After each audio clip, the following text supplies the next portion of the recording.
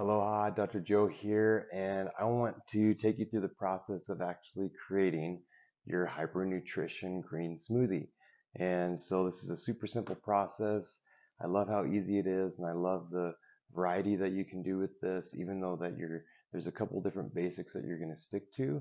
There's actually a little bit of flexibility you have with like what you put into it for taste and what you do to be able to make it palatable so that you enjoy doing this. And so I'm going to show you how I put together my green smoothie and the different ingredients that I really like to put into it, but I'll also make sure I'll give you a couple different variations of what you can do. But there are some different things that you'll stick to no matter what recipe you end up making for your hypernutrition green smoothie. And so let's go over some of the basic tools. So the main tool that you're going to be using every single day is a blender. Now I personally use a Vitamix. I've been using a Vitamix for my different smoothies and so forth for years. I love this machine. It's a workhorse. It does so well for me. And so if you don't have something like a Vitamix or a Blendtec, um, one of the really powerful blenders, then you can still make these with any of those regular, just like Black and Decker or the Ninjas and those bullets and so forth. Those will still work. They're just not going to give you a really smooth texture. So for those of you who have texture issues with when you eat and so forth, you'll find that you'll do much better if you have a high-powered blender like a Vitamix. And the way that you're going to feel after doing these hyper nutrition smoothies is you're going to feel so amazing. So this would actually be our lifetime investment that I would make.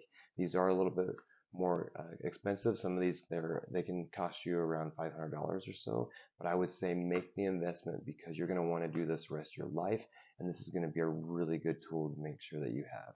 And so the one that I have, I believe it has this is an 8-cup blender, and I find that this one actually makes the amount of smoothie that I want to make for the day. And so you want to get one that has at least 8 cups.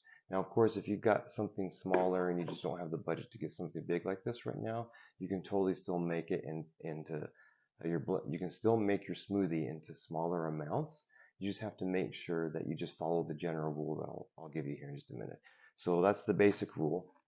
And then the different ingredients that you're going to be using when you make your smoothie is, of course, we got our greens. The greens is the foundational part of the smoothie. And so you can just buy these power greens at Costco. I like these power greens because it has a mix of chard and spinach and kale, and it's good to get a mix of different greens in these. But you can totally just use spinach. You could use, I had some people that say they use like broccoli, but you want to use something like this. I really encourage you to focus on spinach and kale, and those are really good nutritious grains that you can get into your body. So you can get these at Costco. I'll actually make a video to show you where you go into Costco to get these different ingredients. But usually I find that I myself might go through one of these whole bags in one smoothie. So, and generally these bags will last you for maybe 3 days total. Now this one in particular is frozen right now, and that's just because we had to buy so much that I put them in frozen. I prefer my smoothies with the actual fresh and not frozen, and you may find that your smoothies are better if you do it when they're not frozen. But in this case, I'm going to be using frozen, and in my case, you'll find that it will look a little bit different maybe when you're putting yours together because this is frozen. So, but that's your foundational amount, okay? Your foundational ingredient. And then the next ingredient that's going to be really important are your chia seeds or flax seeds. Those are the two different omega-3s that you're going to want to be using for this particular smoothie. You don't want to use hemp seed. You really want to focus on either chia seeds or flax seeds. And you can either use the seeds, the straight up seeds, or you can use the oil. Some patients I have will actually use flax oil, or they use chia oil, or some of those of the like. Just make sure it's chia or flax. And so that, again, you can get this at Costco, and a big bag will actually last you for quite a while. We're getting down to the bottoms of this particular bag here. And then the next ingredient is our bananas. Now, some of you, maybe you don't like bananas, and that's okay if you don't want to use bananas in your smoothie. I personally find that the smoothies are much more tasty, and they're a lot more smooth if you like bananas, if you're willing to use bananas. And I generally will use 2 to 3 bananas in each smoothie that I make. And then the next and final ingredient will be your fruit. And you can use any type of fruit. You can use frozen fruit. I prefer using frozen fruit. And I really love using mangoes. Again, you can get this at Costco. I love using mangoes because the combination of mangoes and greens together is actually nature's energy drink. And so if you tend to have really low energy and you want that good pickup for the day, then I encourage you to use mangoes, or at least have some sort of fruit combination where there are mangoes included in there. And plus also the mangoes will make it really smooth and tasty. They just have a great taste to them. And fruit, the fruit in our smoothies mainly used to be able to create a really good taste for this smoothie. The grains are really good for the nutrition. The chia seeds are amazing for the omega-3s and the nutrition, and then the fruit is mainly to be able to give your green smoothie some really good taste. So again, you can use any type of variation of different fruits, frozen fruits. If you want to use berries or strawberries or anything like that, go ahead and use those. This is the combination that I like the most. Okay, so now let's go about looking to actually building the smoothie itself. So when you build the smoothie, the general rule and that you want to follow, no matter how big of a container that you're using, you're actually going to be using 75% or 3/4 of the container that you use of greens, and then the other 25% is going to be fruit. And so no matter how big the container is, just follow that general rule: 75% of greens and then 25% of fruit. And so when you put the greens in,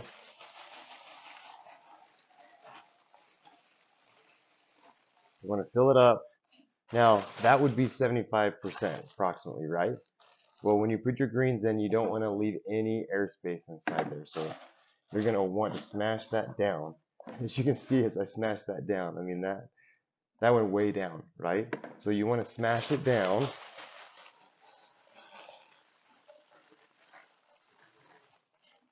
so that the greens that you're putting in,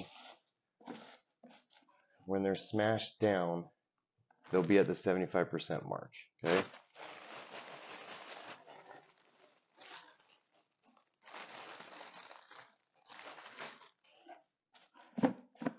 And on this particular blender, you'll see that the 6-cup mark is about the 75%. So for my rule, I like to put in enough so that I reach about the 6-cup mark. Okay, perfect. That's where I like that. Throw this back in the freezer. Okay, so the next ingredient you're going to put in there are the chia seeds. And the general rule is that you want to put in anywhere between 3/4 of a cup to half a cup of chia seed or flaxseed. So I like to put in 3 tablespoons worth, which usually is just perfect for me. And you don't have to measure it. You could totally just pour it into your hand and just put a couple handfuls inside there. So it doesn't have to be exact. You just want to make sure that you're reaching somewhere between that 1/3 cup to a half a cup of chia seed, okay? And so now, the next thing I like to do is add in my bananas. So today I am going to use 3 bananas because I'm feeling like 3 bananas.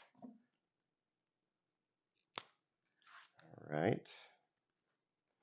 So we got our 3 bananas inside there. And then the next ingredient is our fruit.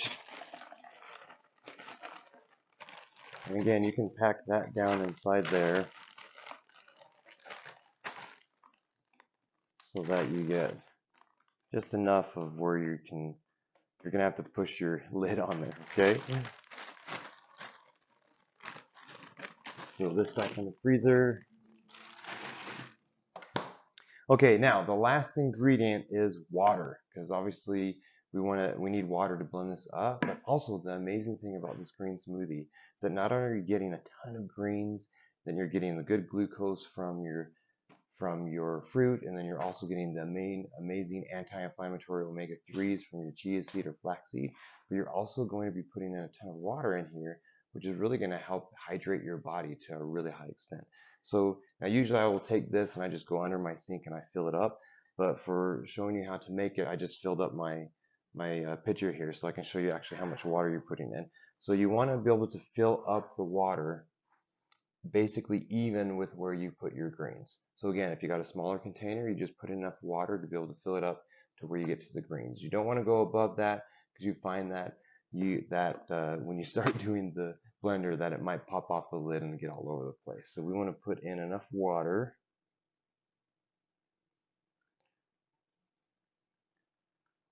It fills all the way up there. So now you'll find that when you put it in there, because we smashed it all in, it will reach up there really quick and then it will go back down.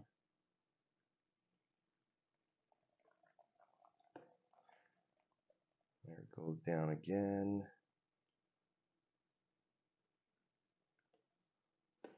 Okay, great. So we've got plenty of water inside there. Now, let's blend this up. So we'll start down at the lower end. And I find usually if I bring it up to about between the 3 and the 7, we'll start pulling everything down really nice.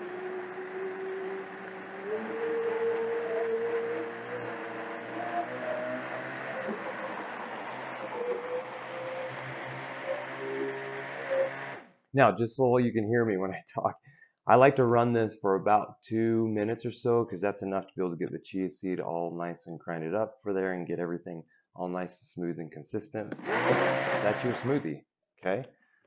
So now, usually I will find that I make enough smoothie that I can fill up several containers worth because I'm going to drink this throughout the day. I generally will drink a good portion of it for my breakfast.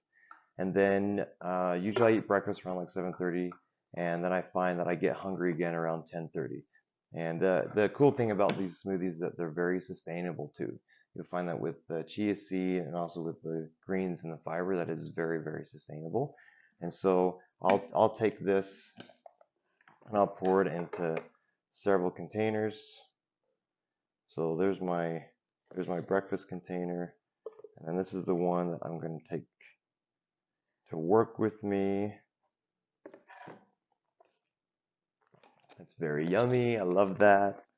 So then I'll just put this in the fridge and it stays good. It will stay good for the whole day if I needed to, if I don't drink it until the end of the day.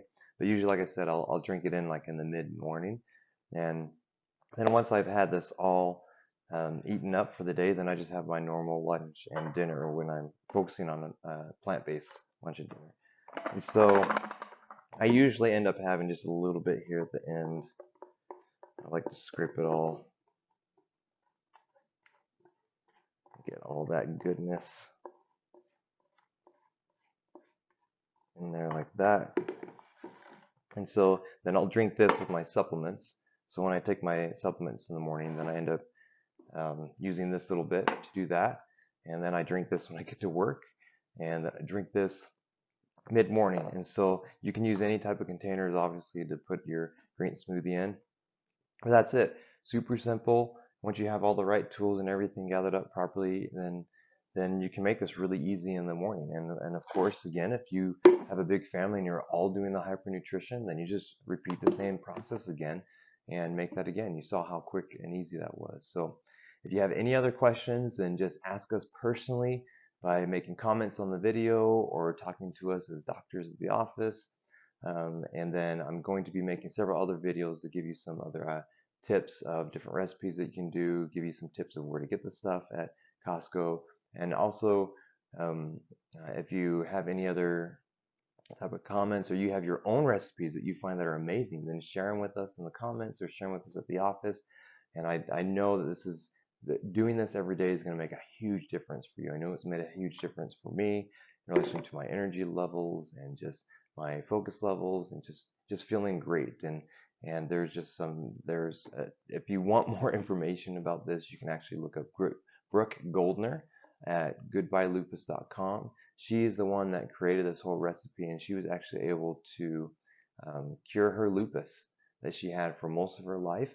And doing this every single day was the foundation in relation to helping to cure her lupus. So I mean, there's thousands of stories out there of what this particular recipe has done for people to help them heal their bodies and help heal their minds. And this is such a simple foundational thing that you can do every day to be able to help bring some amazing healing into your body. So this is Dr. Joe, and we'll see you next time.